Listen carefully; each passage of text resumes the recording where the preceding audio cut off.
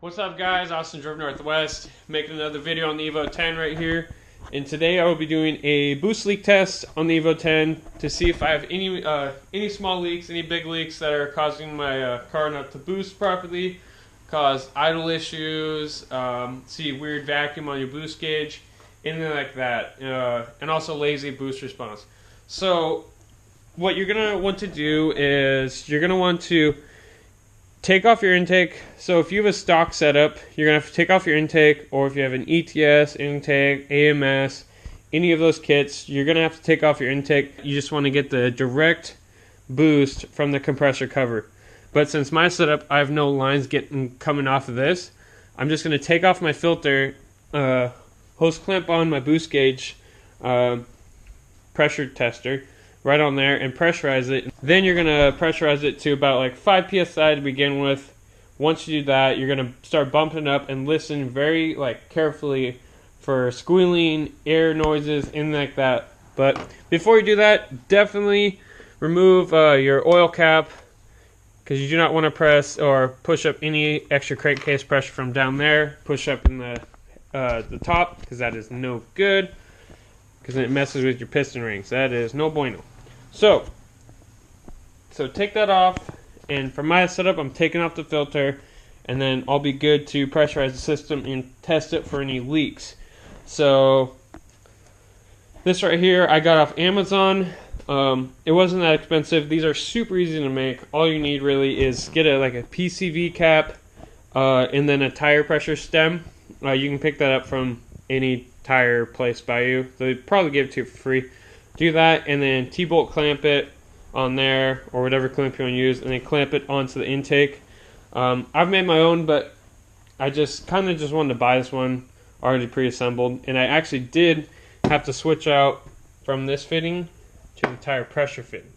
So make sure you have the right setup if you're going to use this fitting, because you need to connect the air lines to it, but I don't have any air, so that's why I'm using this tank. But anyway, so I'm going to pop off that filter and get this going. Alrighty, now that I got everything on there tight, everything's all good to go, air filter's off, I'm going to put on this air line onto this tester, and then we're going to start getting that away. An oil cap is removed, make sure you do that. That's a big must. You guys on my head, let's get this underway. Now I'm going to put my phone on vibrate just in case anyone texts me. Oops. Here we go. Alrighty. Now we're underway. So we're going to start with 5 psi right now. Here we go.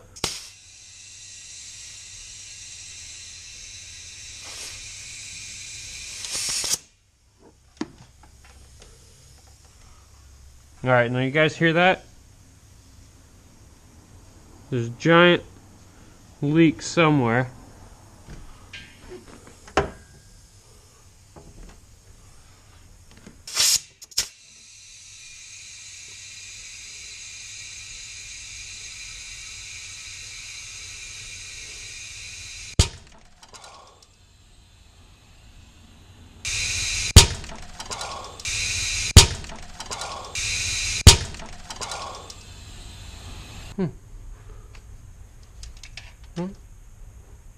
That's not good.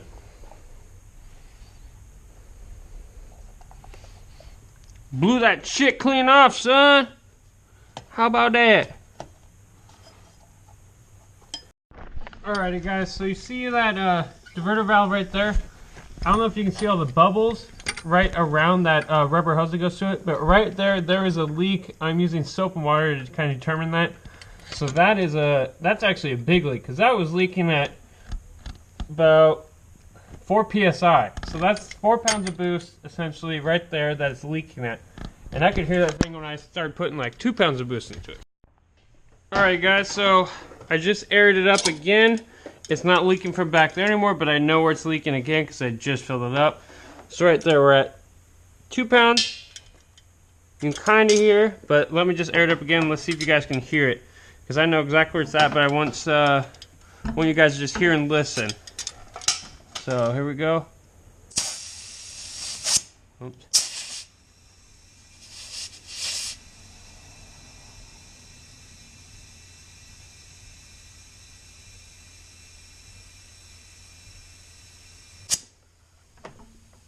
Let's see.